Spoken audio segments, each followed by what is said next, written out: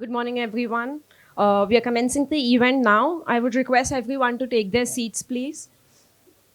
I am Ayushi Jain from BluOne Inc., and I thank you all for being here on a Sunday morning for the launch of the Battle for IITs, A Defense of Meritocracy by Rajiv Malhotra and Vijaya Viswanathan. This therefore speaks about the magnitude of the event, the book, and the subject. To commence the event, I would be inviting dignitaries on the podium. I would first request Lieutenant General Vishwambar Singh, AVSM VSM, to come on the stage, please, sir. Lieutenant General Singh is an alumnus of IIT. He has served in Indian Army for 38 years and has represented India in 2 Asian Games. He is currently the president of IITR Alumni Association. Thank you for being here, sir. Next, I would request Professor V. Ram Gopal Rao to come to the podium. Professor Rao is currently the Pillai Chair Professor in EE and the immediate former director of IIT Delhi. Professor Rao has published over 480 research papers on nanoelectronics and sensors and holds over 50 patents. He is also a co-founder of two deep technology startups at IIT Bombay. Thank you for being here, sir. I would request Professor Virendra Kumar Vijayji to come on stage, please. Professor Vijay is most acclaimed and internationally known professor in biogas technologies. Professor Vijayji and his team developed the concept and vision of Unnat Bharat Abhiyan, Movement for Progressive India, which was adopted by Ministry of Education, Government of India in 2014. He currently is a chair professor at Indian Renewable Energy Development Agency, IREDA, at CRT IIT Delhi. Thank you for being here, sir. I would now request the authors of the Battle for IITs, Rajiv Malhotra ji, to please come on stage. Rajiv Malhotra ji is a researcher in the fields of civilizational studies, world religions, and cross-culture encounters. He is the founder of the non-profit Infinity Foundation and has authored best-selling books like Snakes in the Ganga. I would now request Vijaya Viswanathan to be on the stage. Vijaya ji's focus on education involves initiatives related to curricula, pedagogy, and mentoring. She has studied Vedanta, Dharmic, and civilizational thought. Vijaya ji also serves on the board of the Infinity Foundation. Rajiv ji, I would request you to please brief us about your latest book, The Battle for IITs, which launches today with this erudite panel. Hello. Welcome, everybody. Thank you for coming. Thank you to the panelists, to all of you. This is a great occasion for us as authors, Vijaya and myself, but it's also an important milestone in IITs because the whole purpose of this book is to bring awareness to the fact that the IITs are under attack from Harvard and other big institutions in the West, claiming all sorts of allegations against IIT on the grounds of social justice and human rights and things like that. So Vijay and I have gone through a whole lot of research. We put it out in our book, Snakes in the Ganga, which was launched very successfully all over India and North America a few months ago. And then given the response to that was so huge from various communities, we decided to take out more detailed books. And one of the big responses came from the IIT community, and we decided that this deserves a separate book. So the Battle for IITs takes a couple of chapters from the Snakes in the Ganga, which is just one small part of that book, and expands it into a whole book. And its purpose is to tell you how the IITs are under attack, what are the ramifications for IITians who go everywhere in the world and get jobs. They are now being targeted as casteist and racists without any evidence. And laws are being passed that will actually put them on the defensive. And the reason I got interested in this subject is I got calls from Indians who work in Silicon Valley, places like Facebook and Microsoft and Amazon and all these places, saying we are under attack. We are being required to sit in caste sensitivity workshop training with all our American friends, and it's very demeaning to us. We are made to look like we are some bad people, we are some kind of racists, And if we speak up, then they tell you that to shut up, because if you speak up, you're considered in denial. You have to admit and acknowledge and apologize, whether you agree with it or not. And in spite of all this atmosphere of free speech and all, we're being denied our free speech. Many of them are on visas and they're not very secure. They're on H-1B visa. They don't want to talk too much. They might be deported. They're afraid of that. So they come to me for help and advice. And I was giving them this argument, how to argue that the history of Varna Jati is, you cannot apply it on caste. And just because you're a practicing Hindu doesn't mean that everything that goes on caste is your problem. We have problems with caste, but there are problems, similar problems everywhere. China has problem with the Uyghurs. Australia has problems with the Native Americans. Canada has problems. United States has problems with so many ethnic groups. These problems exist, but nobody says let's attack Harvard or MIT because there are some problems in society. Nobody targets it like that. So this business of targeting the IITs is sort of very unfair. That's why we wrote this book. And I would like Vijaya to make some comments also.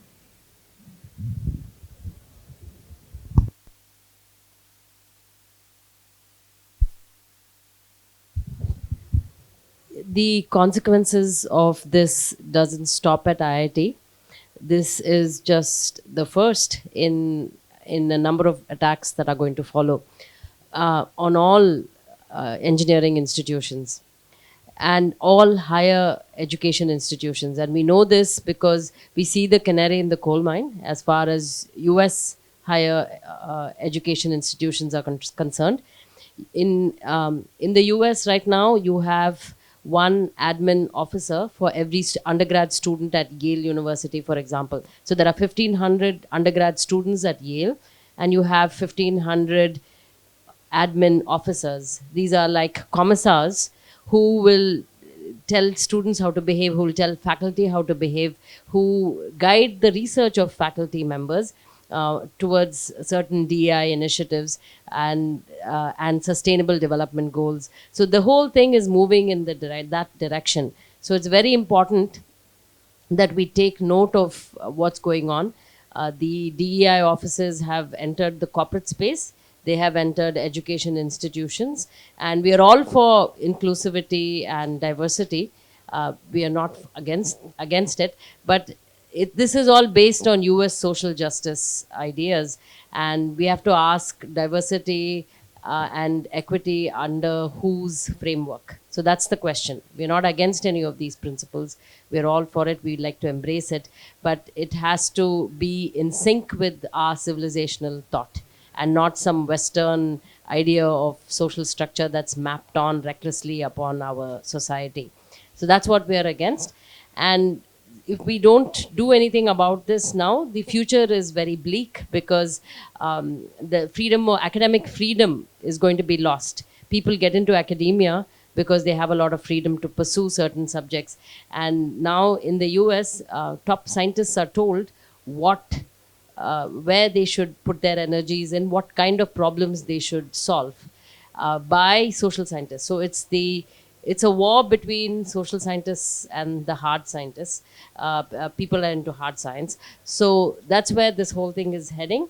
So we have to take note of what's going on so that we can prevent some of these issues that the US currently faces. And so this is an attack on meritocracy, and IITs are just the first to face this attack. So with that, thank you so much for coming. Thank you for your thoughts, Rajiv ji and Vijay ji. I'm sure after that speech by you, we all want to glance into the book and read it. So, for that occasion, I would request our volunteers to please give the copies of Battle for IITs to our panelists. And I would now request for the formal release of the book by all the panelists.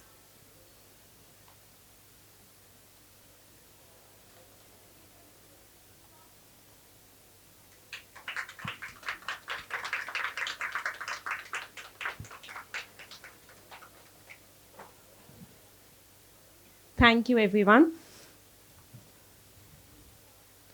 I would now request Lieutenant General Vishwambar Singh ji to please share his remarks on the books.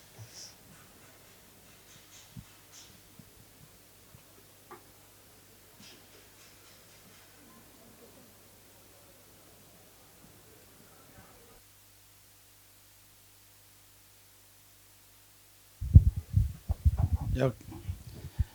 A very good morning and Jai Hind to everybody present here.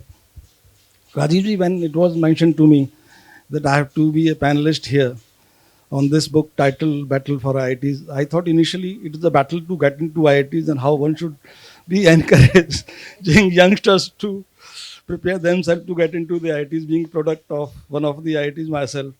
Little realizing actually it's a threat to the very existing existence of the IITs in India and the system of the meritocracy. Now I have meritocracy based selection or the appointment of the professor or assistant professors in the IITs. The three organizations or three fields which have been deeply associated in my life are IIT Roorkee, where I went based on merit, and then the Indian Army, where I was selected based on merit, and rose to the rank of 3-star based on the merit alone, and then no other system works in the Indian Army. And then when I was a sportsman in my younger days, when I played for India for 6 years, the selection was based purely on performance and your ability to actually win medals for India. So merit alone was the criteria. So I'm product of the three systems: IIT Roorkee, then it was University of Roorkee, not the IIT, and the Indian Army and the sports. All three systems are based on selection, performance, or merit based. Now, how do I say visualize this kind of threat?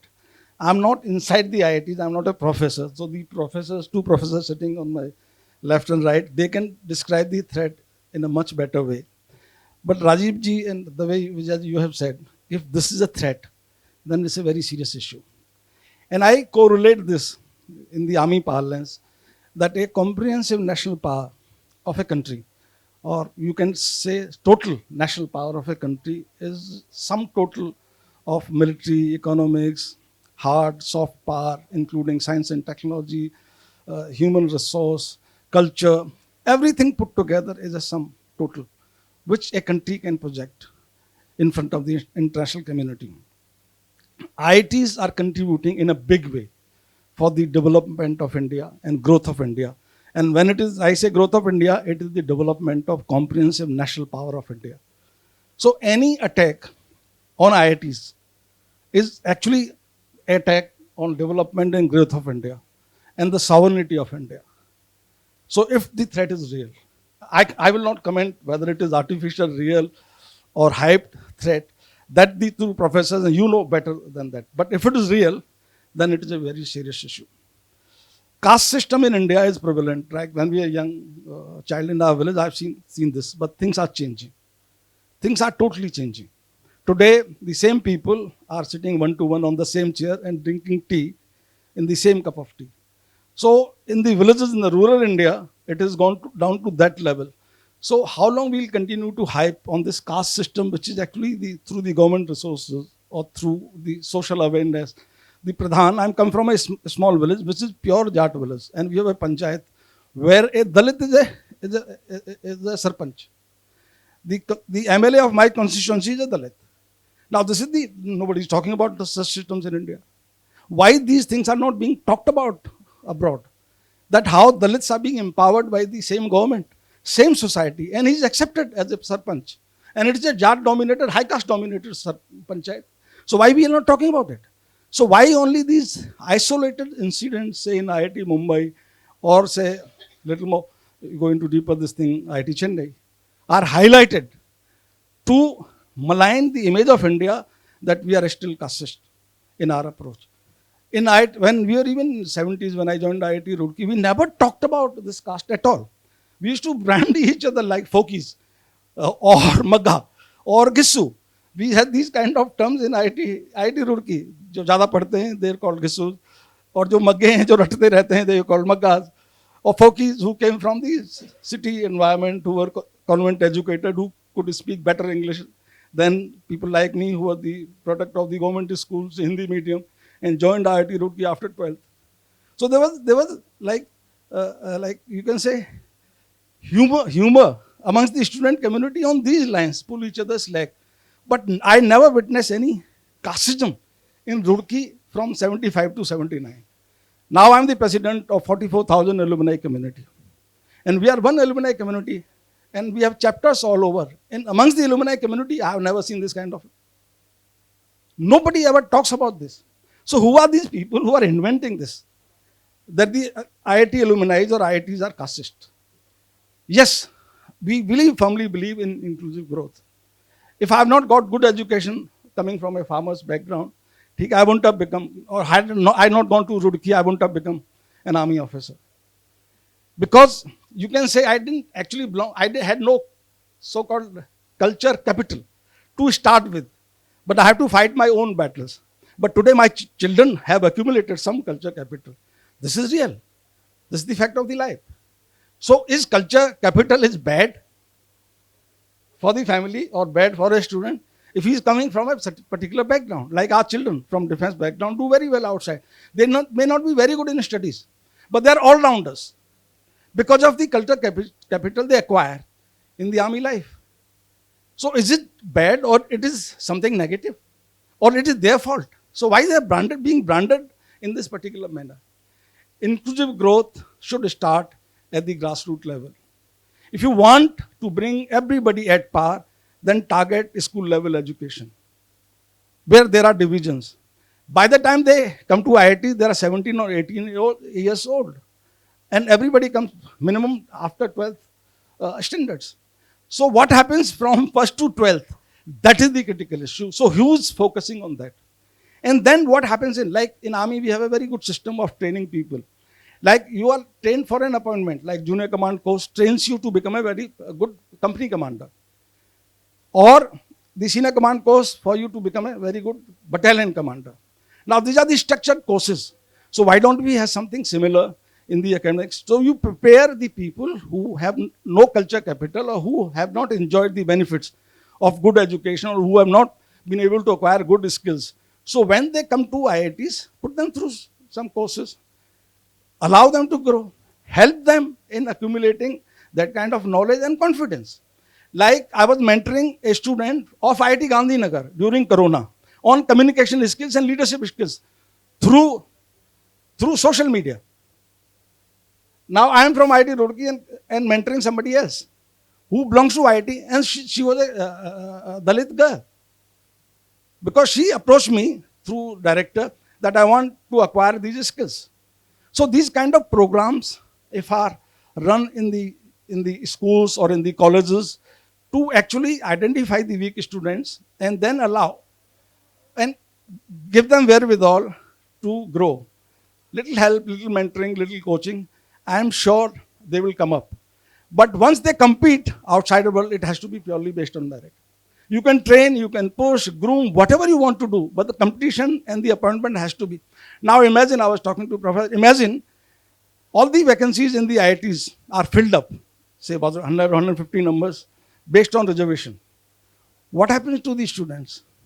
What happens to the merit? So, you selectively, progressively bring them up, have coaching programs, bring them up to a certain level, and then appoint them. Or once they are appointed, give them probation period that if you don't require so much standards, but again it may generate into a different domain.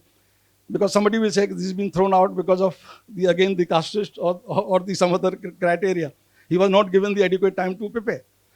But this is the only way actually to bring everybody, and you can bring inclusive growth by this method. Indian Army has lived through the deficiencies, but we never compromise with the merit. We said we will have officers of this class only because they are the youngsters, they are the leaders. So in my view, I compliment you, Rajiv, for identifying these threats and actually propagating, again reinforcing the merit-based criteria, which is the sole criteria for excellence. If you want quality, then merit is the only criteria. If you don't want quality and you focus on quantity, then you can adopt any method. Modifications, reforms, you can structure, but they should be slowly in a manner that the quality of education in IITs is not compromised in any manner. Changes are constant, changes should be brought in, reforms should be brought in to ensure that we produce high quality engineers who were respected earlier, who are respected now and will be respected abroad in India. That's why the IITs have a name. And you should not do anything to kill this brand name, and you should not do anything to tarnish or to dismantle the system of the IITs. IIT should be actually strengthened by everybody, by the government, by you, by the alumni community, and by everyone. Thank you for giving me this opportunity. Jai Hind, God bless. Thank you, sir, for your remarks. I would now request Professor Ramgopal Rao to please share some remarks on the book. Okay, thank you. Thank you for having me here.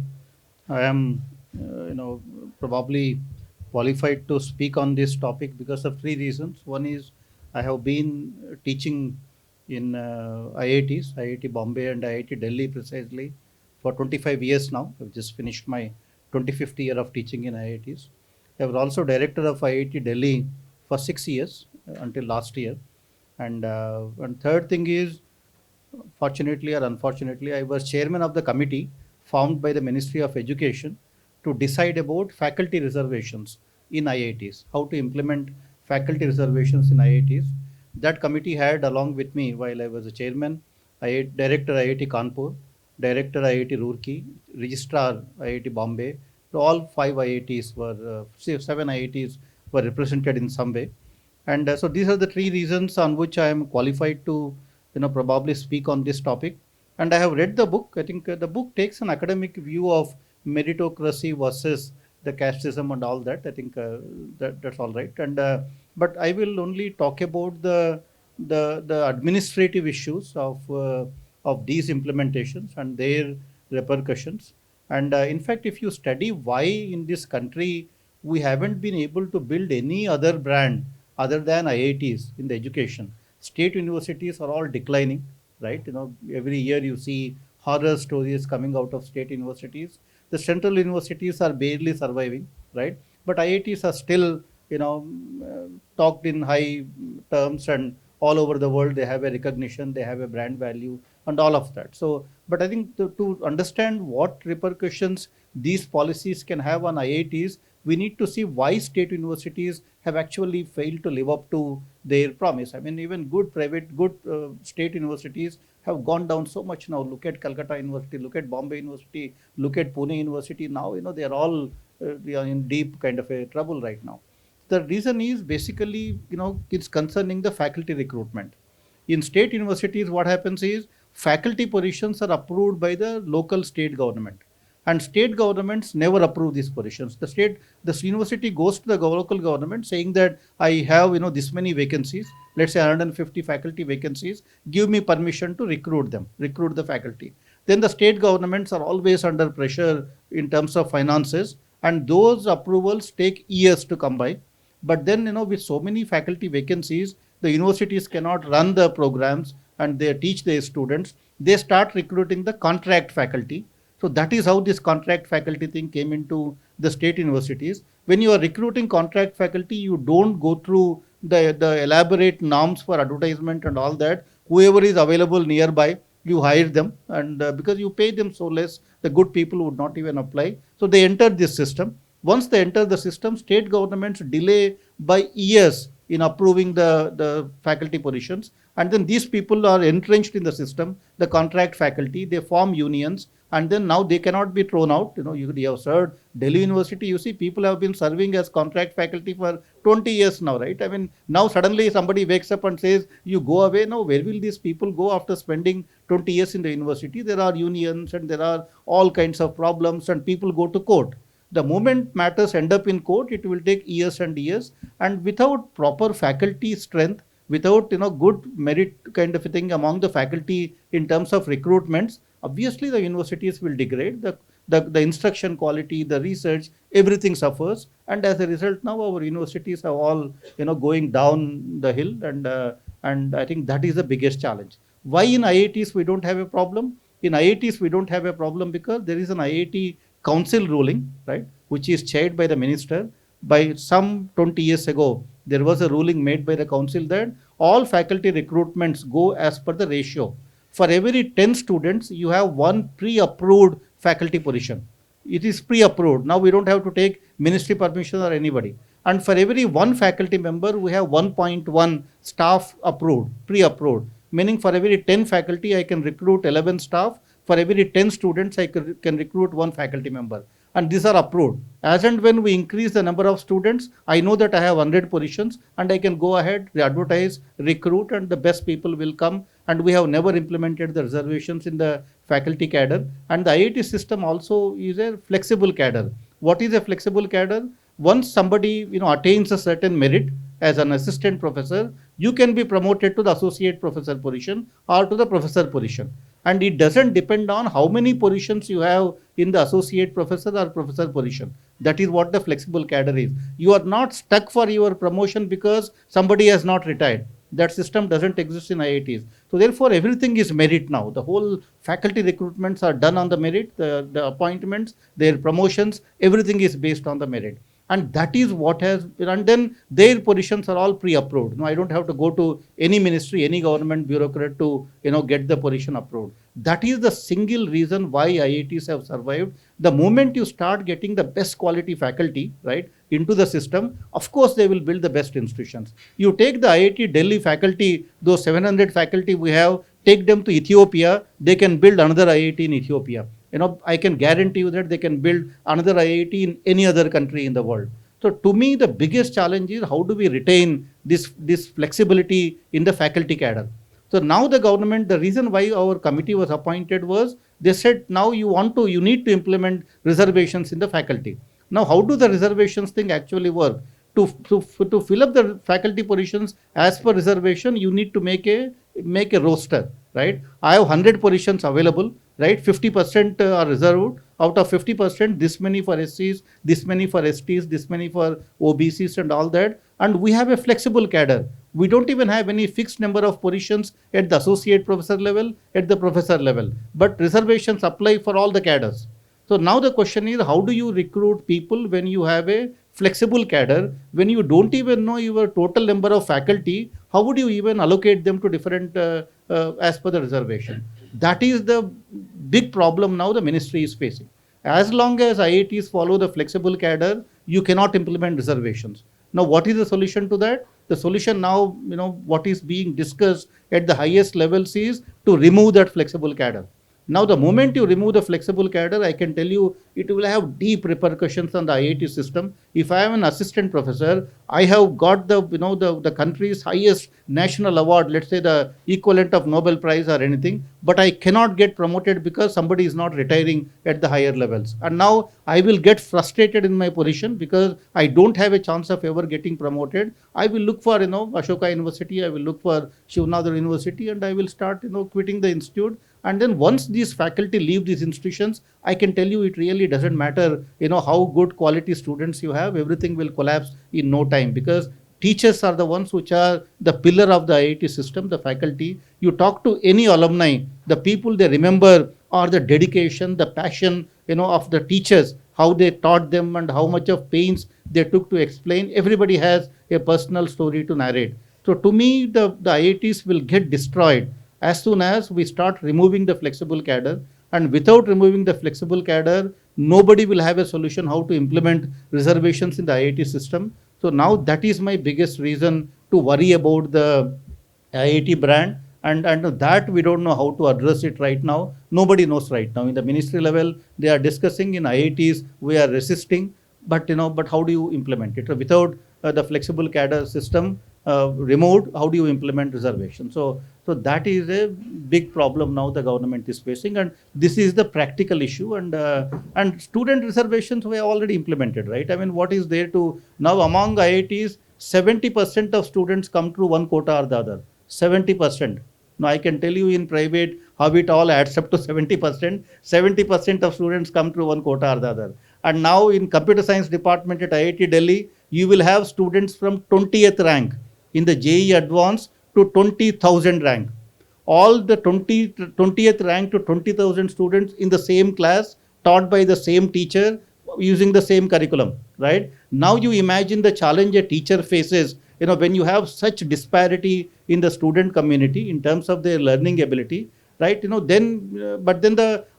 it is 20 students, 60 students we are managing, you could have taught them individually, you could have paid that personal attention. But now our class sizes are like 400 students. In the first year classes, now a teacher is teaching 400 students, because now, because of the Mandal Commission, we increased the intake by 50%. Because of the economically weaker section, we increased by 25%. So now, because of that, IITs have doubled their intake, in a short span of 5 to 7 years, kind of a thing. And now, we haven't been able to recruit enough teachers, because even in the general category, faculty are not available. And there are 300 faculty positions vacant at IIT Delhi, another 300 faculty positions vacant at IIT Bombay. Why are they vacant? Because we are not able to find that high quality people that we are looking for the faculty. So we are not able to increase the faculty strength. We are increasing the student strength because of various reasons. Now there is no individual attention. The diversity in the class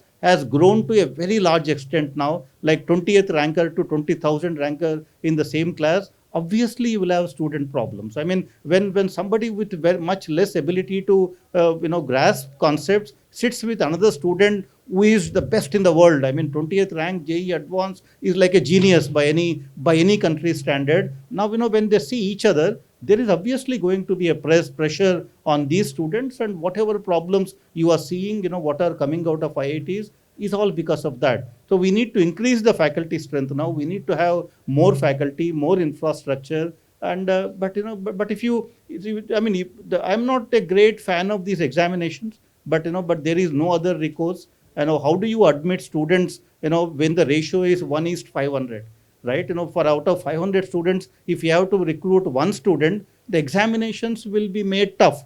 The examinations will be to eliminate people rather than to select people, right? That is what will eventually become. It's a supply and demand situation. You cannot do anything about it. And then, when you do that, of course, students will go to coaching institutes. Students will do all of that is required, and then take those exams and clear those exams. I think, at the student level, IITs have implemented reservations without much of a resistance, I can say. And because we also realize, maybe, time has come for us to open the doors to all other sections of the society and all of that. But as if you are lowering the quality of students, quality, I'm judging it by their ranks, then you have to increase the quality of faculty, right? If as you lower this quality, if you increase the quality strength, quality of faculty, and strength of the number of faculty, then you will be able to address this problem better. The class sizes need to become smaller, when you increase diversity among students. But we are going in the opposite direction now. The class sizes are going up. Now we want to reduce the faculty quality and leave aside merit, and then admit people, or recruit people based on whatever criteria that you have. Remove the flexible cadre system. I think these are what I am worried about as part of the IIT system. It's not that ministry is not unaware of that. The everybody agrees in private with all of that, but it is all politics now, right? I mean, to win elections, you cannot, nobody can say that in public, and everybody has to, say the right things which are politically correct. And everybody is now, there is a compulsive kind of a thing, for them to follow, and which is a problem. How do you solve the problem? For the politicians, winning elections, of course, is important, and they cannot take any decisions which go against this general kind of a feeling that exists in the society. It's a problem that we have created for ourselves in the society. Everybody needs to be blamed for that. I don't know what the easiest solution is. So.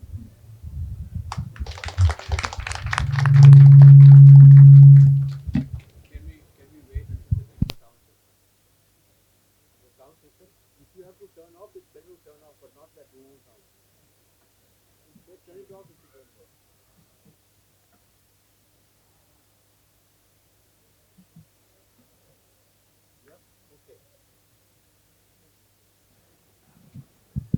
Thank you, sir, for your remarks. I would now request Professor Kumar Vijaya to please share some thoughts on the book. Namaskar. Today we are discussing the battle for IITs.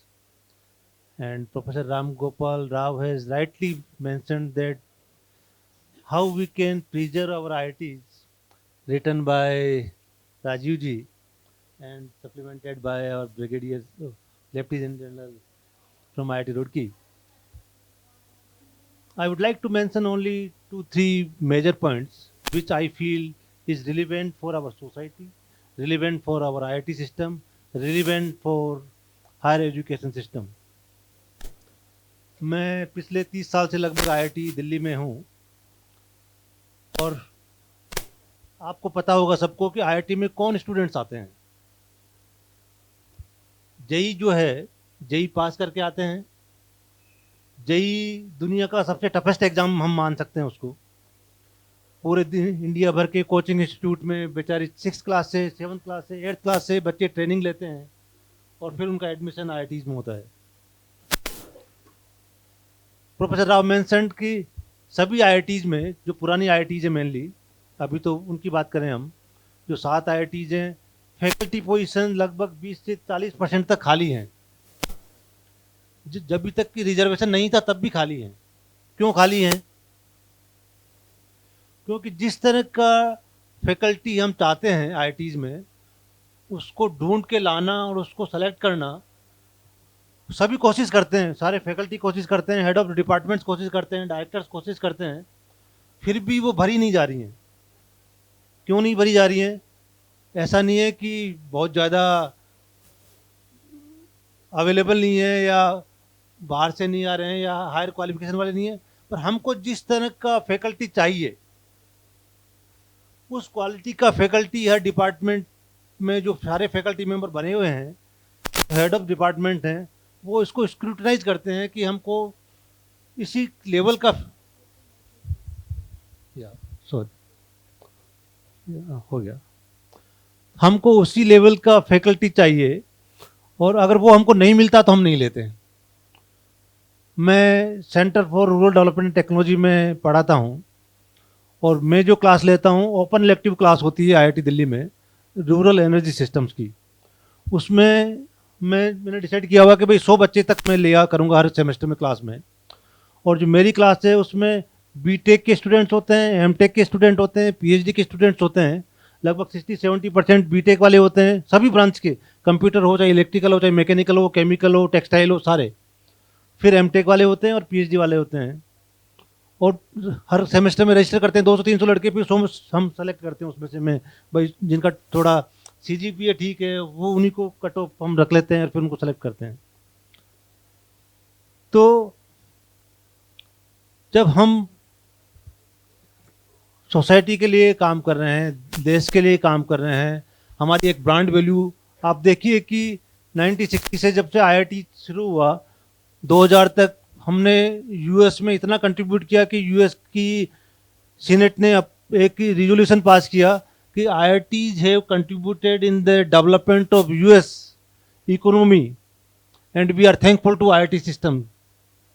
Indian parliament ने तो नहीं कर पाए क्योंकि तब IITians ने India के लिए ज़्यादा कंट्रीब्यूट नहीं किया था, परंतु 2014 से हमने एक कार्यक्रम शुरू किया उन्नत भारत अभियान, और उसमें IITs, NITs, higher education system के स्टूडेंट्स, फैकल्टी गाँव तक पहुँचते हैं, गाँव में कंट्रीब्यूट करते हैं। और अभी पूरे देश भर में IIT दिल्ली लीड कर रहा है एक कार्यक्रम को, और हम लोग सोसाइटी में जाते हैं, गांव का डेवलपमेंट कैसे हो, इंक्लूसिव कैसे बने। अगर मैं बात करूं vision of our Unnat Bharat Abhiyan, so it is inspired by the vision of transformational change in our rural development processes, leveraging higher education for inclusive architecture of our country.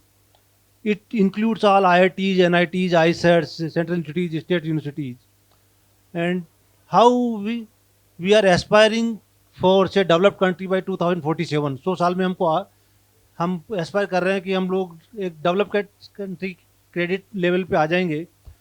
G20 की प्रेसिडेंसी हमको अभी इस साल मिली हुई है और हम लोग पूरी दुनिया को डायरेक्शन दे रहे हैं। आप देखिए, our prime minister is the world top leader in the world, number 1 leader in the world. Indian society ने पिछले जो 5-7 हज़ार साल का हमारा निचोड़ है उसमें यह है कि we are able to provide direction to the world कि क्लाइमेट चेंज नहीं हो, हमको अपनी लाइफ स्टाइल कैसे करनी हो, कि life style for environment. Waste की अगर बात करें तो पिछले 50 साल में जो वर्ल्ड आया है वेस्ट, इंडिया में वेस्ट नाम की कोई चीज़ नहीं होती थी, हर चीज़ रिसाइकिल होती थी। We were having recycling economy. हमारे गांव इतने प्रतिष्ठित होते थे कि वी वर कॉल्ड सोने की चिड़िया कहलाते थे खाली 300 साल पहले। तो IIT can contribute in a significant way because it has establish our brand in the western countries. और उसको अगर मेंटेन करना है तो वी फील कि इट इज़ असेंशियल कि the faculty is the crux of it. तो अगर फैकल्टी की लेवल को आप कम करेंगे तो वो ठीक नहीं होगा। हम जनरल कैटेगरी के कैंडिडेट्स नहीं भर पा रहे हैं, तो और दूसरे जो हम और कम उसको करेंगे हमारी क्वालिटी को, तो फिर वो ठीक नहीं रहेगा। तो हमको ऐसा सिस्टम बनाने की ज़रूरत है। We are the social country. हमारी जो 140 करोड़, हम दुनिया के नंबर 1 हो गए हैं पॉपुलेशन में। हमारा यूथ पूरी दुनिया में सबसे ज़्यादा है, जो कि अगले 50 साल में सबसे ज़्यादा कंट्रीब्यूट करेगा पूरी दुनिया के लिए। तो हमको हमारे सिस्टम भी उस तरह लेवल पे लाने पड़ेंगे। और अगर हमको वास्तव में विकसित देश बन रहा है तो हमारे गांव भी विकसित हों, हमारे गांव में भी वही सुविधा हो जो हमारे शहर में होती है, और हम उस लेवल पे ऑपरेट कर पाएँ कि हमारी IITs जो 7 होती थी अब 23 हो गए, 23 IITs are there, at least 1 in every state. So we have to maintain that quality. और आप देखिए कि प्रोफेसर राव ने ठीक कहा कि IIT का ब्रांड अभी तक फिर भी नाम चल रहा है पूरी दुनिया में, पर स्टेट यूनिवर्सिटीज़ की और सेंट्रल यूनिवर्सिटीज़ की क्या हालत है आप सब देख रहे हैं। Education, overall education system is deteriorating.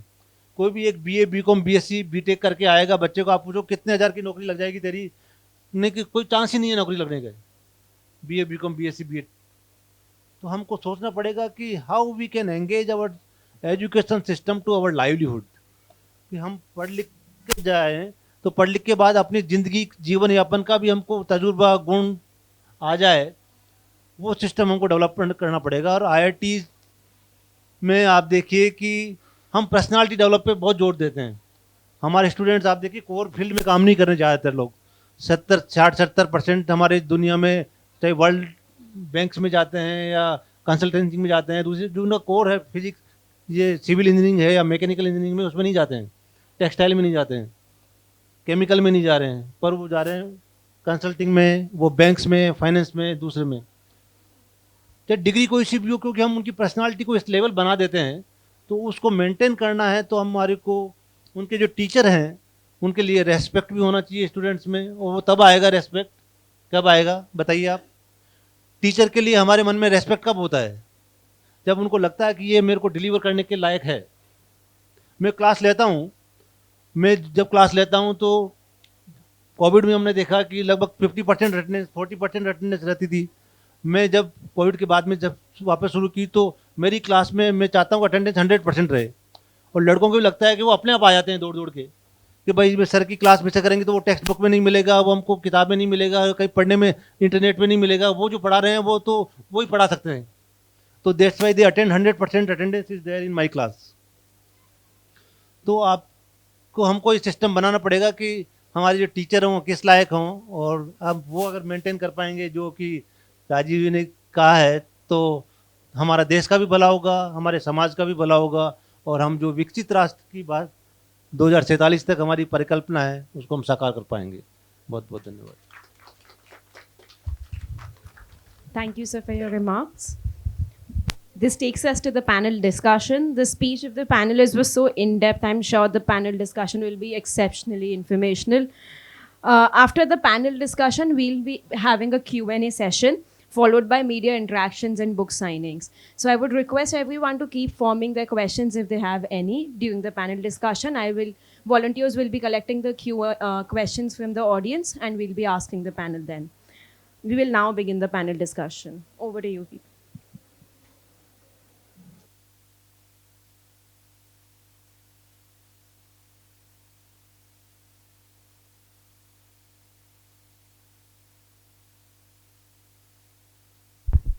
You want me to lead the panel discussion?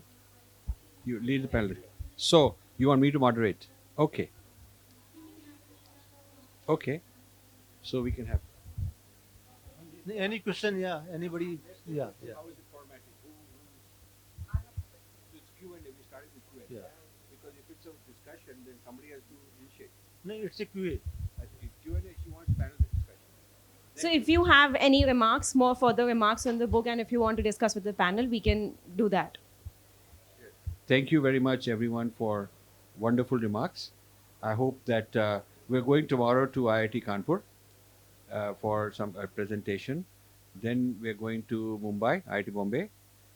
So we are doing our best to bring more IITs into this picture. But you know, one is the interest of the faculty, if you look at stakeholders. Another is the interest of the students.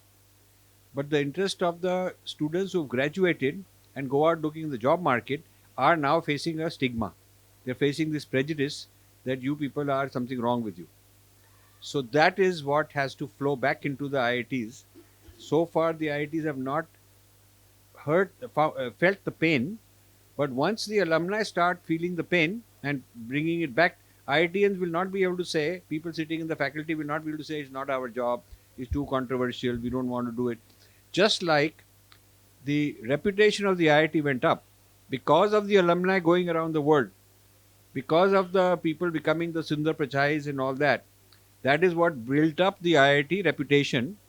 Same way, and the amount of billions of dollars coming back from repatriation. Same way, when that prestige and branding goes down, and it works negatively, and there is negative press, you can be sure that this will feed back into the IIT sitting here in India. You will not be able to hide. So think of it as an advance warning of what is happening, and you cannot escape from it. That is my, because often I hear IIT professors and faculty, half of them are very interested in this problem, want to do something about it. But there are so many who say, हमारा problem क्या है, हम तो बैठे हैं, हम तो, we don't want to say anything controversial, provocative. I think that's irresponsible. Because you have to think of the interest of the student who goes afterwards, and if he's suffering and he's your product, then you have to take it seriously.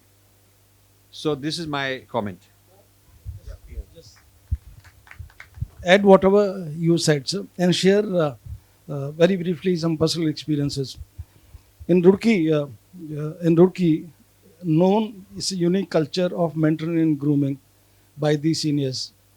When I joined, I belonged to a very small village, studied in Hindi medium, so we had no clue how to cope with the changed curriculum and higher education in English medium.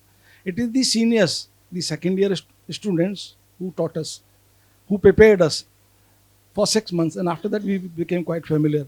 In fact, I didn't have to buy a single book in entire duration of 4 years of my study. The books were passed on by the seniors to the juniors. Every time. Not even one book I bought in an entire duration of my studies at IIT Roorkee. Library or seniors. Whenever we went, whenever we felt low, it happens. And many things happen when you're a young student. The seniors and the teachers, we had the best of the student-teacher relationships. It's lifelong, and how you build a relationship the way you described. If you have faith in your teacher, the IIT, then University of Roorkee, had the best of teachers. They are names today, like Dr. Premil Krishna, Dr. Jai Krishna, Padma Sri, Gananand Pandey, you name it. They were known globally. They were the art teachers. So whenever we felt low or this thing, we went to them. And there was no discrimination. This is a young village boy who come to me, and we went, Guruji, Hindi mein, Guruji, ye problem hai. Kaise? That wives fed us at home. Now this is the relationship, and that's why this culture is unique. We went to IIT Roorkee through our merit, the system of entrance examination. But there we were treated. It has the best infrastructure for sports. University of Roorkee, even today, IIT Roorkee has the best infrastructure for sports. So 3 pillars of growth, which I actually experienced in IIT Roorkee, was Shiksha. The focus was on Shiksha. The focus was on health. And the focus was on Sanskar. Sanskar. And it is equally important for growth and development of our country. If you can't give right Sanskar to our students or children at the higher education level, then we will be faltering somewhere in their growth and development. And there is no better Sanskar than Rashtrahit. So in your recommendations, sir, I read your book. You've given from page 121 to 22, 9 sets of recommendations how to cope with this threat. I will add few more in your recommendation, and we can actually take it forward to IIT Roorkee. At least I'm the president to my alumni people to make them aware of this threat. Is that we never talk about the national security, and the students at IITs understand, because I've been to IIT Gandhinagar a couple of times because one of my course mates established IIT Gandhinagar and then nurtured it. It's a unique IIT when you visit it. It's a greenfield IIT created by him, Professor Sudhir Jain Padma Shri, who's now the Vice Chancellor of BHU. And it is because of that best sports infrastructure, we focused on Sehat and then the Sanskar. Those three pillars, and combined with national security, that make them aware of national security and components of the national security and sovereignty, and how they are contributing towards the national security. Because it is being actually debated as a caste issue or racial issue or discrimination against Dalit. It's not. It is a serious national security implication. If you target the IITs, you are targeting actually the growth and development of India. If you link it with the national security and comprehensive national power, probably the same issue or same subject will little more impact on the younger minds, and they will understand it better. Thank you. To make 2 points which are not covered so far. One is this perception that IIT students go abroad, right? In the last 10 years, IIT Delhi data, IIT Bombay data I am aware of, less than 5% of students are going abroad. Less than 5%. If you see all these unicorns, right? 2/3 of those unicorns have some IITian or the other behind them. So if you are seeing suddenly 107 unicorns in this country, where have they come from? It's these people who have not gone abroad and built these unicorns. Everything started with, I can name 33 unicorns which have IIT Delhi alumni behind them.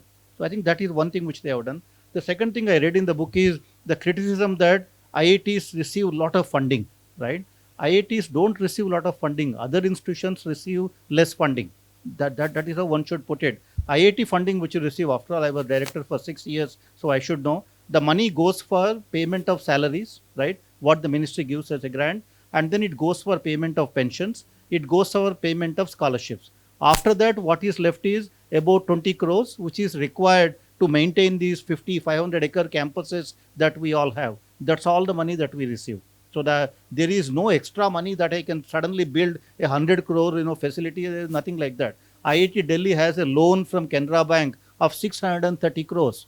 IIT Bombay has a similar kind of a loan. IIT Madras has a similar kind of a loan. We are all taking loans from banks to build the infrastructure. Now here someone saying that you receive a lot of money and all of that. It's all just a myth that is perpetuated. India, unfortunately, is not spending enough money on higher education. As a percentage of GDP, our expenditure is less than 0.7%, while the world average is 1.8%. And the countries like China, US, all of them spend anywhere above 2.5%, much larger economies. India is not spending enough money on higher education. Everybody else should receive much more money than what they are receiving right now. So.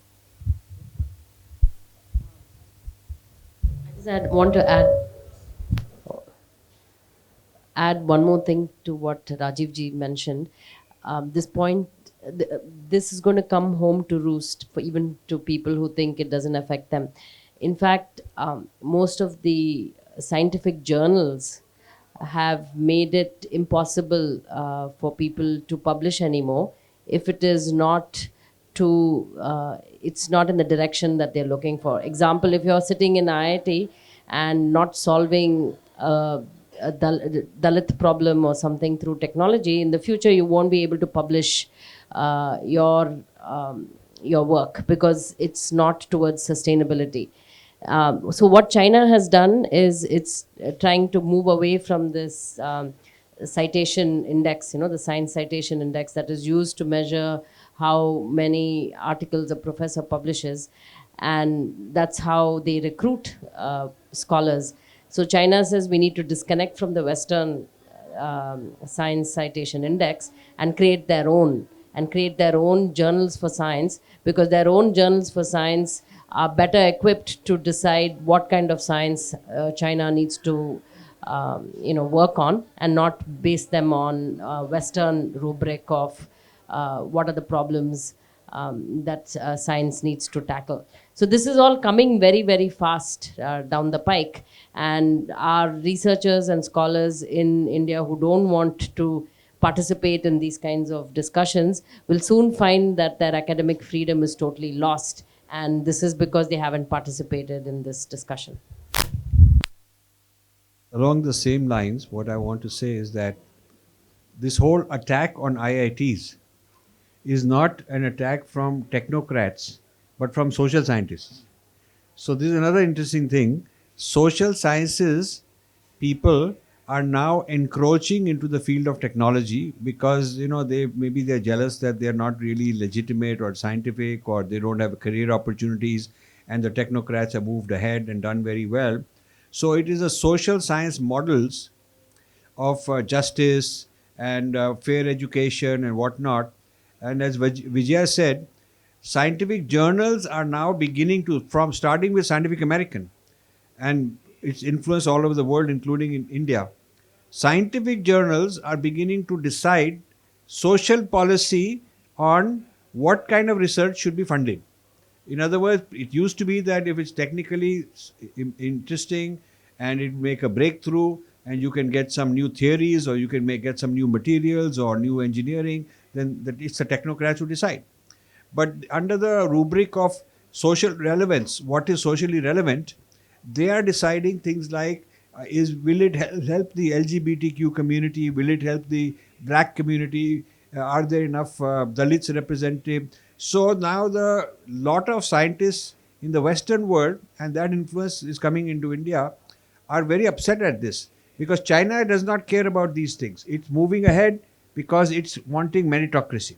China is going ahead with its technocrats, scientific education purely on meritocracy. They're not saying, are there enough Tibetans and enough people from Uyghur Muslims and this region, that region. They're not concerned about it. They just want the country to get the best brains.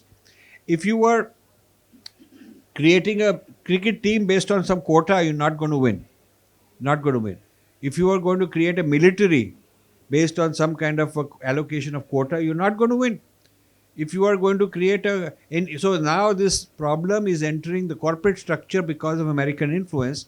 So once these Silicon Valley companies in the US and other, pharma companies and all those companies which have subsidiaries in India, once they make it official policy globally, which they are going to within the next year or two, these are the things being discussed in the HR departments there.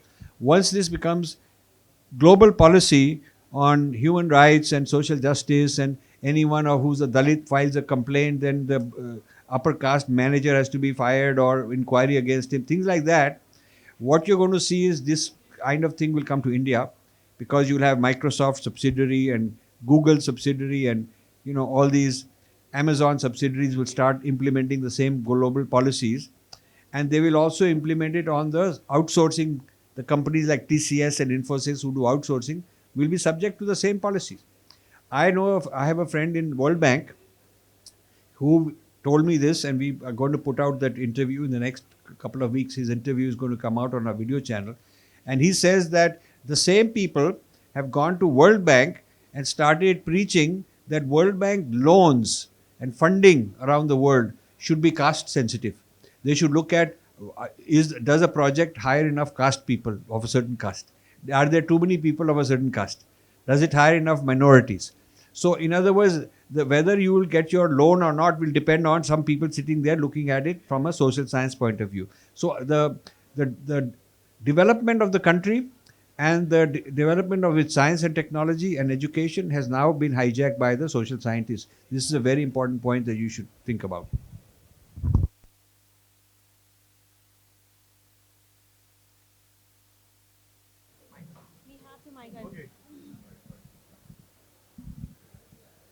No, please, no camera, please. Thanks. Okay.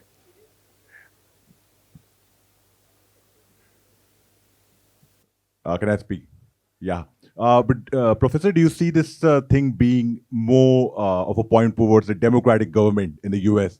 Because if I look at the Republicans, they're more, let's say, politically incorrect. They don't majorly cater to these ideas, right? I mean, in the Trump years, I didn't see that much emphasis on this, right?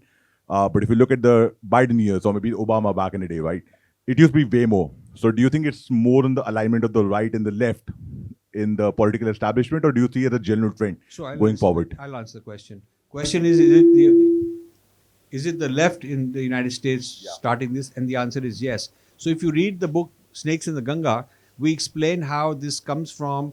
There is Marxism, which has generated something called critical race theory, and critical race theory has now turned into critical caste theory, and this critical caste theory is now being implemented, and this whole thing is the extreme left wing social scientists. Social scientists tend to be extreme left wing, and so that is the model which is generating this kind of thinking. You're absolutely right. Okay, I have two questions. One is for Professor Rao and the other for Rajiv and Vijaya. Professor Rao, why do we see so many IITians pursuing an MBA? The biggest example right now comes to mind is Ajay Banga's brother. Ajay Banga, incidentally, has just taken over as president of World Bank as nominated by Biden. His brother is an IIT, goes to IIM, and now earns $30 million a year. His annual package is that, working as a, for an equity fund. So that is my first question. My second question is to both Rajiv and Vijaya. You also mentioned in the book that the IITs themselves seem a little disinterested and, have been irresponsible. So how do you plan to combat that? I think, in fact, I have been writing articles about it. It appeared in Times of India and all that. Now, our biggest challenge now is less than 5% of IIT students, right, are going for higher education. Less than 5%. 95% of them, for some reason or the other, they all want jobs after BTech. They don't want to study anything further. That may be a burnout effect. They have gone through the whole rigor of the system, and after BTech, they all want jobs. Now, after BTech, you can get a job, right? But with an MBA, you can get a better job. So therefore, that's the only thing which is driving them. There is not that they have a great love for MBA or anything. It will get them a higher pay package, and they are all choosing that. And in fact, I have argued in my articles. They're all there, on the newspapers, and where I said, India is not able to do well in new technologies. We are still stuck with IT, right? But even all our startups, 107 startups, are all in e-commerce, fintech kind of areas. Nothing in the deep technology, right? No Indian unicorn in the deep technology space. Why is that? Because all our bright minds aren't even pursuing higher education. If you want to start a company in biotechnology, you need a lot of understanding of biotechnology. You need sometimes a PhD in biotechnology, quantum technology, nanotechnology. We have none because all our bright scholars aren't pursuing higher education, which is a fear of missing out factor. And they all come under some kind of a peer pressure to take up jobs after MTech. My own daughter, why does she need to work? But no, everybody is doing a job after BTech. I also want to do a job after BTech. Hello? Yeah. I want to continue the same because I think it's a very important point.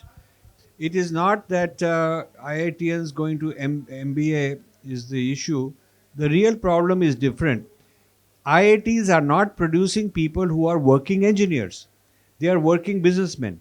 They are working in corporate sector. They use IIT as a kind of a starting point and then move on to something which may not require engineering. How many of them are actually doing engineering work? This is the question. This would be an interesting survey.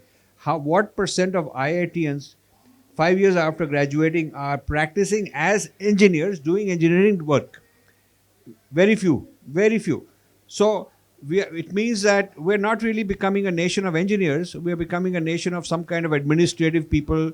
They're getting administrative jobs. So IIT is sort of a thappa, which means that this guy must be sharp because he got through in the entrance exam and he worked for so many years. So he must be intelligent. We're hiring an intelligent person, not because he knows we don't need any of his mechanical engineering. We don't need any of his chemical engineering. We just need a smart fellow and he will run our business. So the investment in training engineering is not being used to convert into engineers, and we are importing technology because we're not developing technology. So this is an area I want to see if the IITians if the IIT professors would, or any of you panelists would like to comment that why is it, despite lakhs of people produced by IITs, there isn't that only a very small percent of them are actually producing good, solid, innovative engineering. Anybody? Yeah. So ultimately, it comes to the question of society. as a parent, if the children is going in IIT system, what is their objective of sending a student in IITs? The objective is that how much package he will get after passing out IIT system. So that is a peer pressure कि मेरे बच्चे को कितना लाख का package मिला है BTech करने के बाद में. And that is the question all IITians are asking themselves कि भैया मेरे को कितने का पैकेज मिलेगा, मेरे को MBA करने से ज़्यादा पैकेज मिलेगा या बीटेक करने के बाद ज़्यादा पैकेज मिलेगा. And that's why this is a road to race where a family is aspiring, student is aspiring कि मेरे को कितना पैकेज मिल रहा है, और accordingly they are choosing the subject. So, to add so to my that question point- my question then is different. If IITs are producing people who are optimizing income, maximum income, and maximum income comes from jobs other than engineering, so then my question to the IIT professors is, what should be the education policy to produce actual engineers? What should we do? What kind of education will produce people who want to do engineering and not just get an engineering degree?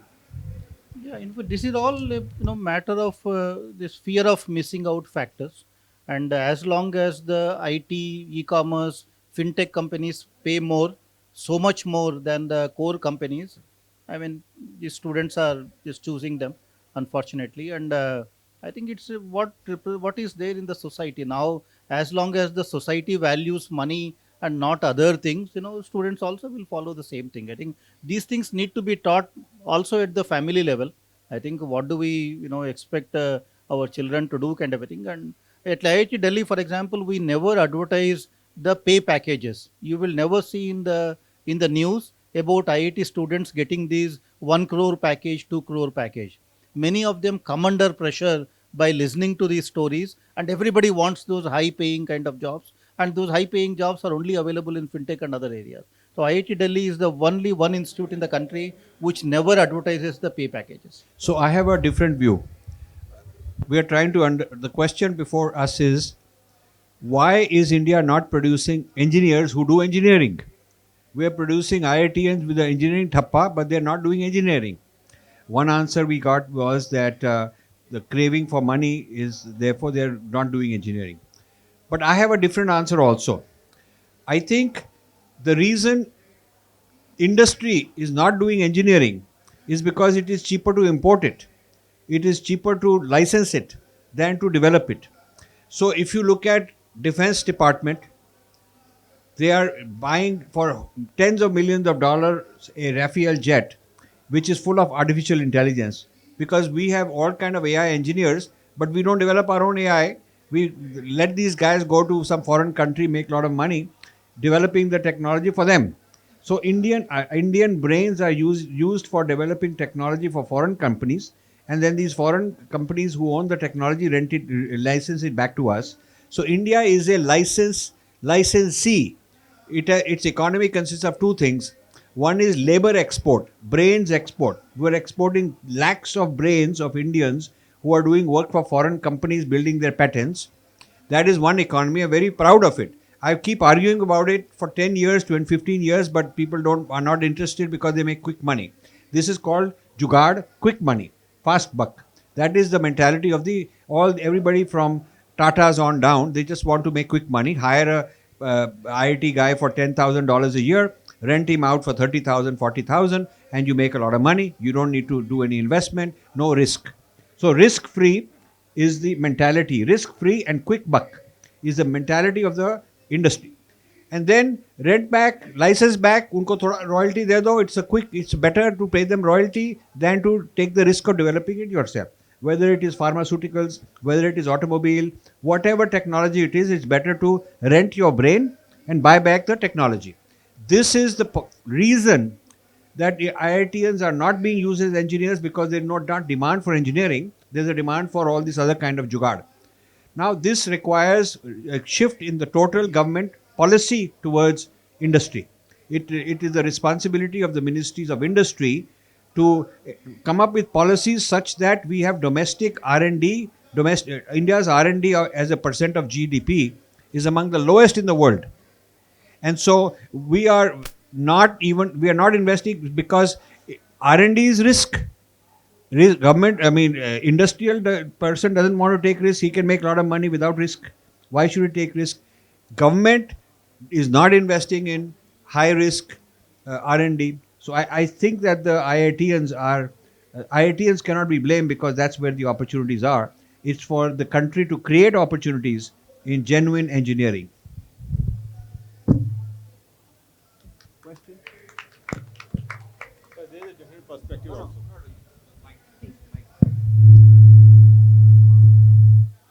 So there is a different perspective also. There is a different perspective also. The thing is that, the thing is that one of my very close relation is gold medalist from IIT Delhi in electrical engineering. If I want him to fix the plug, he cannot do that. I'm not joking. He's a professor at IIT now.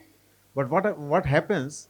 We impart the training based all modeling, simulation, theoretical things.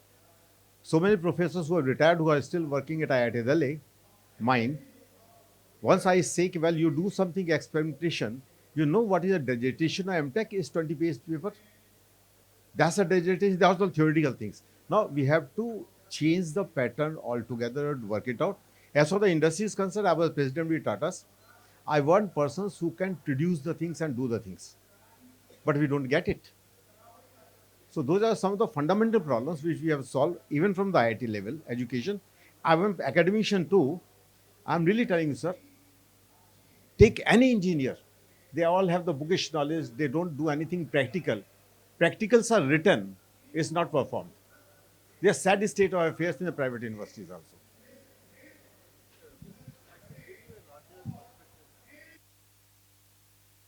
It's important to have a larger perspective, not generalize things too much. During the COVID time, right? Look at what IIT Delhi has contributed. The world's most affordable COVID testing kit came out of IIT Delhi. 399 rupees when they were charging 2,500 rupees. That came entirely out of IIT Delhi research from the faculty. Now the rupees 50 antigen kit, the rapid antibody antigen kit, that also came out of it exactly by the same faculty and students working on it. There is lot of talent available in IITs, but unfortunately, even the kind of opportunities they get to work on those problems, and who engages them for doing those problems is also very limited. In India, unfortunately, that is an issue, but there is a lot of talent. There are people now, we all have labs where you can go and build systems and all that. The things are improving. I agree. There may be some people who are like that, but there are also people who take pride in actually building things. I have a, on the same issue, one of the big differences between US technical education and Indian is that the US technical institutes also are funded for research. India has independent research institutions. You know, when you look at the National Physical Labs and you look at all these different kind of research institutions, the this is a Nehru's idea, keep the research institutions and educational institutions separate. This means that the educational institutions don't get enough research grants and they are not at the cutting edge of research.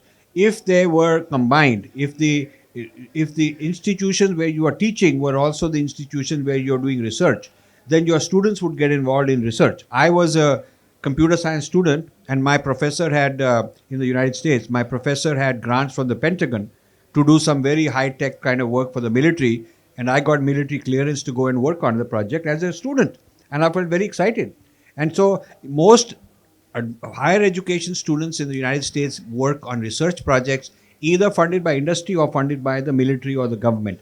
So in India, the government, if they were to combine research and education into the same institutions, and if the industry would give them grants rather than renting the licensing the technology from abroad, they should give a grant to IIT and say, okay, we'll give you a grant over the next 5 years, 10 years, develop some technology and we'll own the rights to it. There should be an industry and education partnership. Industry academic partnership should be there. And then the government should also encourage, give grants to the universities. This will create a new kind of engineering education where you're not just learning from books, but you're also doing research, and you're doing research which is very meaningful.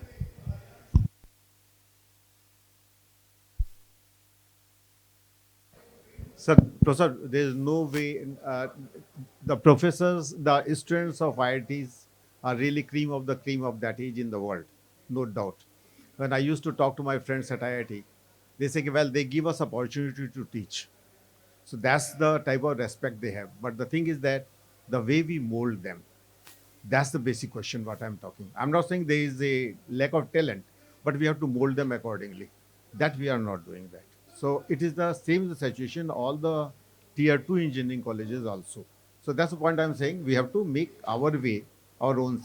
And then the industry will do that. I started a center of excellence at IIT Bombay. When I asked the director and the professors, what you will do? We will produce the PhD in the paper and go and say gaga gaga. We go, no, I am giving you the grant to produce the patents and the products. And I had a lot of fight. Anyhow, thanks. I'll add what you have said, Rajiv ji. This collaboration with the IITs. When I was Director General Weapons and Equipment in Army Headquarters here in 2015-16, we started this with the IITs. Established Chair of Excellence, posted our serving officer to the IITs to interface between IIT and the requirement of the Army. So we gave them a set of requirements that, okay, you do research in this field and we'll fund it. And we have this IIT Delhi, we had with IIT Chennai, and the first one to actually jump at was IIT Gandhinagar, the new IIT who jumped at it.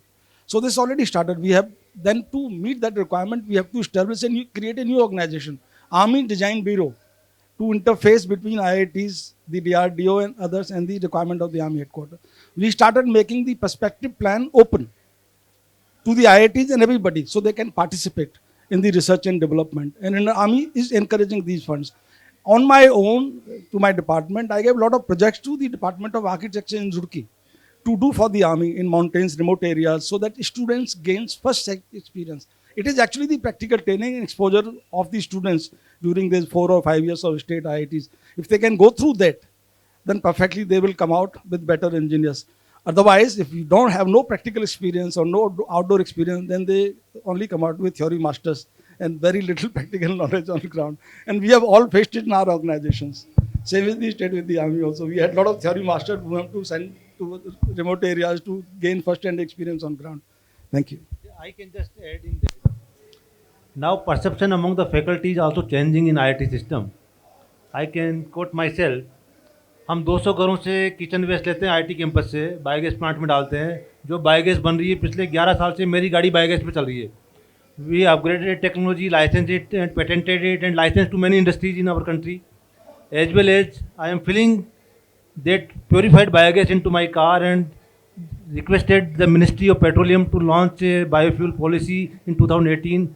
वो सतत programme जो CBG वाला है वो based on our recommendations came out in the country. So now many faculty members are working towards social important technologies which are relevant to the society.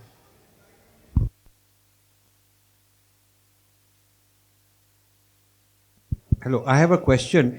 This gentleman who's shouting, is he a neta shouting or just somebody's loudspeaker? I mean, does anybody know? No, but is there rules on can we put our loudspeaker outside and we go more? What is there some? Is this like anybody? Is some kind of no? But there must be somebody from BluOne Inc. here who knows what the rules are. Is there any of the BluOne Inc. management here? Is there a BluOne Inc. management here? Can the BluOne Inc. management please pay attention that somebody is shouting over us? Are you aware that are you doing something? Dharmesh जी, ये जो shouting हो रही है ये कोई नेता कर रहा है कि कोई ऐसे ही कोई कर रहा है? हाँ? He's a neta, so we also put up a loudspeaker. No, but there must be some rules. This is not right. No, but this is not right. This is not right. When we should put our loudspeakers outside and just go wild. But anyway, I think this is a very exciting. I'm really enjoying this. But you have a question. You answer. Did we answer your question? Okay. Okay, you ask a question. You need a mic. Yeah, come, get a mic. I Please. have Yeah. much everyone. Based on everything that is being spoken about here, there's also push in the country for make in India, think for India, work in India. How do you feel that at the same time now the government is opening up doors for Harvards to come in and Australian universities to come and settle in? And what is the kind of threat that you think that your premier colleges feel? See, in the book Snakes in the Ganga, we talk about the dangers of American liberal arts education in America, having partnerships with universities like Ashoka and Kriya, and the damage it's causing. So you can only imagine what happens when we open the floodgates and have these very same universities open shop on the ground in India. The government feels that a lot of people are spending a lot of money going abroad, and that way they can keep this money within the country. But that's a uh, very small and narrow perspective. The damage you will do to the youth by bringing Western liberal arts is essentially the entire book, Snakes in the Ganga. Yeah. And we are not against science, we're not against technology. Those kinds of institutions, we should welcome them if we don't have the capacity to build institutions for that need. But to bring in Western liberal arts, especially humanities and social sciences, these are all Western ideas on how you study Indian society. So we are training, we are paying taxpayer money, because these are all non-profits. These universities come in as non-profits. They'll start fundraising from here. So these will be ATG organizations. So they will ask for local donations, and they will be training Indians on how to think about Indian society, how to become activists. In fact, Western liberal arts education has failed America itself, being, and nobody studies that. We have to see what has the Western liberal arts curriculum produced, and I'm talking specifically about humanities and social sciences in the West itself. They can't find jobs. They are not employable. They don't have any skill. Other than being activists, they have no skill. So we are training an entire generation of youth. The parents are paying 10 lakhs a year or 40 lakhs for 4 years to get this liberal arts education, to become activists and be totally disconnected from the previous generation. And the government is having a new counter so that they can expedite this process of registration and all of that. We should really think hard. In fact, MIT has already a relationship with Kriya, and one would think that MIT is bringing in technology and space technology, things like that, to India. But MIT is not bringing that to Kriya University. It's bringing economics. In the name of economics, in the disguise of economics, they're bringing in, research to study caste and social problems and mine data. That's what MIT is doing with Kriya. So right now, even existing partnerships with Western universities, nobody's giving India anything worthwhile. Now you have these colleges come and set up shop here. It's the worst thing that the government can do. Supporting the same view, contrast with China. China has shut down American collaborations on higher education that concern social sciences. They've said, we do not want you to study the Tibet problem or whether there's democracy in China or what is the history, what is wrong with society. None of your damn business. We do it ourselves. We teach what we want to our people the way we like. It is not that the Americans know more about us. We don't care what you think of us. We don't want to we don't want to have any involvement with you, either funding work done in your universities or bringing your people here that has to do with social justice and social or any of that. No, it's off. We are very happy to talk to, get our people trained and have technology exchanges where we need. So we talk about computer science and quantum computing and semiconductors and space and nanotechnology. They're very smart people. They're smart people. Almost 100% of the Chinese students who come to United States, that's the second largest, Indians are the largest, almost 100% of them are in STEM education. Hardly anybody goes to study some history of China, go to Harvard to study history of China. Why would you do that?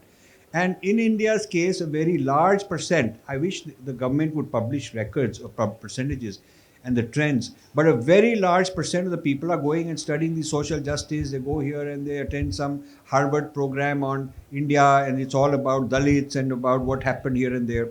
And Indian billionaires like the Pira Malls and these Ambanis and the Tatas and Mittals and Mahindras are funding it. They're funding these things in America because it's very prestigious. So we have a very screwed up, messed up policy on both the education priorities in this country and what we are funding overseas. And to just open the doors that now foreign universities can come and set up, it should have been very clear. India will define what knowledge gaps exist in the national interest.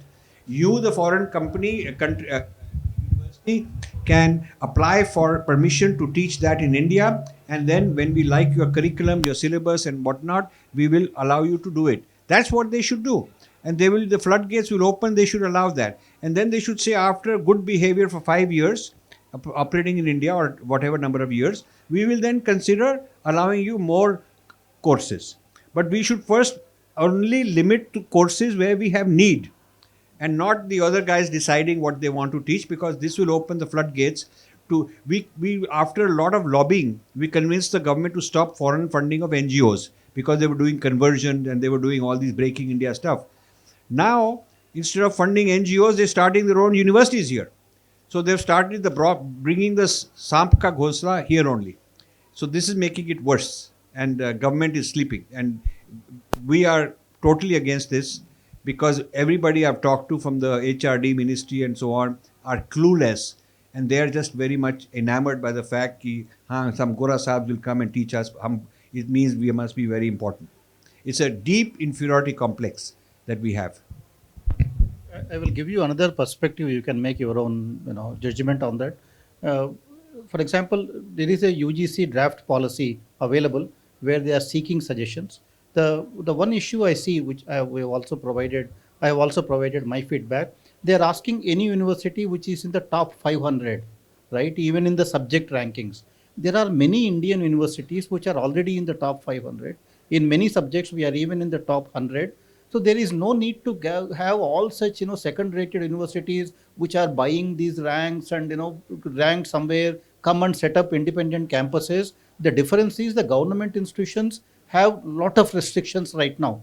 If I want to order an equipment at IIT Delhi, it takes me full 11 months to order an equipment, because I have to seek so many approvals to order an equipment, this tender, that tender, seek ministry permissions, whereas a foreign university can just like that order that if they have money, right? So now, and again, there are lots of other challenges we have in government institutions. They will have none of that. So now you are getting all these second-rated universities into the country, giving them full freedom, right? And then, you are, on the other hand, you are stifling the government system, the government institutions with lot many rules and regulations. It is a very uneven kind of a field. My worry is, it might destroy even some of our finest institutions. If I were to do that, for example, the way I would have done is make them have joint campuses with Indian institutions. Now, for example, IIT Delhi, when I was a director, we wanted to create an agricultural campus in Jajjar, Haryana, jointly with University of Queensland. University of Queensland in the agriculture technology is among the top 5 in the world, right? Joining hands with them, University of Queensland, IIT Delhi, creating an extension campus for agriculture would have been a win-win partnership for both of us. I think government funding our top institutions to create joint campuses in areas where these foreign universities will bring their strengths would have elevated our system as well. But I think this red carpet to them create lot many more restrictions on IITs and all that. I am worried, which direction it will take us. So that's my only concern. I fully agree with this. In fact, taking it further, the quotas that you have on your faculty you are discussing do not apply to the foreign universities. In fact, but I'm saying, in fact, it's very clearly mentioned that they will have no restrictions on the selection of faculty. They will have no restrictions on the pay grades. So what they'll do is pay 3 times the prevailing salary and suck up all the brilliant faculty, and they will charge very high value tuition. So the elites will send their kids the people who are sending their kids to Ashoka and getting brainwashed with left wing, they will send it to the foreign campus. So those will become the next generation elites, the next generation of Indian elites in government, in private sector, in media, in everything, will be trained by foreign universities here with the help of faculty that they've brought and with the help of curriculum and syllabus and reading material that they have brought. This is called the colonization of India. We keep parroting decolonization. There are all these manthans going on. There's one manthan in that Sundar Nagar nursery also. And all these guys just parroting all this nonsense, out of touch with what the reality is. We are not decolonizing, we are recolonizing. We are getting recolonized in a whole new paradigm, maybe decolonizing from the 1800s British, decolonizing from the old British colonial, but now getting recolonized in a very different way. I just have one more point. Uh, the government doesn't have to listen to any of us, but just sort of look around. So Rajiv ji talked about doing a census on what are the students from India studying. Saudi Arabia sends its students to the US. They have very strict rules on what Saudi students can study, what subject. They cannot even take an extra course. The minute they register for an extra course, the ministry will be notified and their funding is cut and then they are brought back. They are not allowed to do any social sciences or humanities course. They are supposed to stick to only STEM and medicine. This is Saudi Arabia, right? We're not talking about any other nation. Now, this is because this is how they send their students abroad to get education from America. Now, take Singapore. Singapore had a partnership with Yale University starting 2014. The MOU was for 10 years till 2024. It's ending. So Singapore saw what Yale, NUS, they started, and they saw what happened, and they said no more. They cut this thing with Yale University, saying that Singapore is a multicultural society, and we do not want this American liberal arts which talks about Chinese privilege and the Malays and the Tamils being the underclass. They say we're a small country which is very unified, and we don't want these Western social sciences which is causing disharmony in society. And therefore, they just cut it off. After the 10-year MOU, they said no more. So that's what the countries are doing. And whereas when all this evidence is there, we are bringing in. So it's just that we haven't done due diligence. We don't claim to be the experts. Just look around you, do your own due diligence, and then you'll realize. I think the point is to bring the foreign universities, whatever autonomy you give them, give the same autonomy to our top institutions too. Create a level playing field. That's all what I'm saying. The second aspect which I also wrote to in response to UGC thing is, the faculty they recruit, right? They should be good enough to be recruited in their parent campuses. If Stanford opens a campus here, right, the faculty members should become the people they recruit here should be good enough to become a faculty member there. Don't recruit these third-rate, second-rated people just to run a campus here. You don't want American University in Cairo to start a campus in India, right? So you want the top universities in the world to come and start campuses. I think, if some of these are taken into account, personally, I have no issues. I don't want India to become Saudi Arabia or China or anything. We are an open society. We should remain an open society. But I have problems that, if we do it in a hurried kind of a way, we might destroy whatever we have created in this country. That's my only concern. Going parallel to what you said, make in India in defense sector. So when we opened up the FDIs for the foreign companies and start investing in India in 2015-16, and we were negotiating with the Americans to buy these government-to-government contract by anti-tank missiles. Say they put up very strict terms of conditions, including access to our warehousing. That if you allow us to enter the ordnance depots to inspect and these things, we said sorry, we don't want your equipment. Then we tasked the DRDO that how much time you want, went to Israelis to, this is a different story. But any foreign company who's established a business in India will always set terms and conditions. So you require the government of India to make policy framework that, okay, you will work under these policy frameworks. There will be no compromise with Indian national interest, no compromise whatsoever. So they can't indulge in any anti-national activities. and you will be governed by the laws of the land. So once you, whether it is income tax or ED, so once you apply these, lot of, everybody will come on board. You require a firm hand to make policies. You require a strong willpower to implement it on ground with family. Everybody falls in line. Nobody respects a weak guy. The world respects a stronger guy and the strength. But if you apply your strength, the way India is in a position to today, everybody will follow. And they will think twice before setting up business in India. This is the laws of the land. The laws of the land, what happens in Singapore? Our people go to Singapore, they suddenly change. What happens in US? Can you go against the American interests? Any Indian trying to go against the... so why in India? We have to be very strict from and put the Indian national interest in the center of all activities. Rest, everything will fall in line. Fortunately, today you have a prime minister who has very strong willpower to implement it. I'm not a politician, but with a lot of experience, I can say this.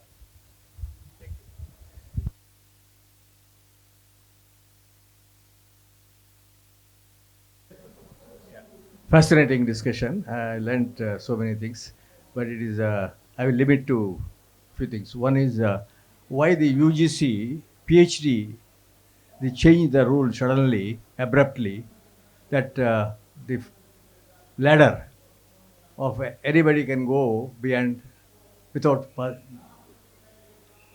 earlier system about a month ago. Number one. Number two, while we are discussing here, PhD, anybody can go do PhD now. Those who, they don't have to do the masters and all that. As if we need more PhDs. The assumption that I understood, limited understanding, but you will know better why suddenly, abruptly, because some American committee has recommended. I'll tell you, day before, while we are discussing this here, just exactly day before yesterday, Stanford University done a report. What should be the fundamental schooling system in India should be? Can you imagine this? Stanford University, and one of the Prime Minister's advisor goes to release it there, or in a seminar called India Dialogue. And soon after that report, the 6+1 has become the admission criteria for class 1. I mean, I don't want to elaborate what I'm trying to sound. We are being dictated abruptly. We have a national education policy, 2-year deliberations, and using that as a launch pad, this kind of things. I know we are not talking about the elementary education here, but I'm just giving an example of that. I'm not able to understand the logics there. Thank you. I think the first question on the direct PhD thing, this is how IITs have been admitting students for ages. BTech to PhD is always common. The difference is when somebody goes from BTech to PhD, in the PhD we make that student take as many courses as he or she would have done at the master's level. So masters is not bypassed in a way. Whatever courses they would have taken in the masters, now they will do in the PhD before they actually do the research work, and in the process they take longer time. So that is always there in Indian IITs. No. In IITs we don't do that. In IITs, a student who is seeking a direct admission will do as many courses as she or he would have done in the MTech level. So that is okay. I think this is giving more flexibility and freedom, which is actually a good policy that. Of course, but they take longer. The direct PhD student usually takes longer than somebody who has done the masters, and I don't see any issue with that actually. The education, I am not an expert, and maybe the school education somebody can comment. I'm so sorry, we are out of time. So, thank you for this overwhelming response from everybody here. So, all the panelists and guests, I would request you to please be with the volunteers and they will guide you for the further interactions. For the authors, I would want you to remain seated for the book signings. For the audience present here who wants to get their book signed by the authors, they can purchase the book from the counter and be in a queue on the left, right, on your right hand side. We'll be beginning with the book signings. Thank you for this session. Thank you all the panelists. Thank you the authors, and thank you audience.